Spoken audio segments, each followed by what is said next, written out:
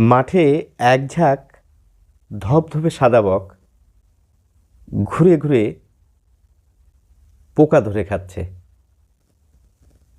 আসলে জমি চাষ করবার জন্য জমিতে জল দেওয়া হচ্ছে, আর পোকাগুলি জমির ফাটল আর গর্ত থেকে বেরিয়ে জমির উপরে উঠে আসছে। আর ওই বক ওই পোকাগুলিকেই ধরে ধরে খাচ্ছে। হঠাৎ বকগুলি উড়তে শুরু করলো আকাশে। এতগুলি সাদা বক একসঙ্গে উড়ছে, একবার এদিকে একবার ওদিকে।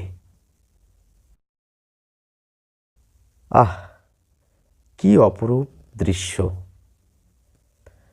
আসলে এই হলো আমাদের বাংলা, আমাদের বাংলার প্রকৃতি।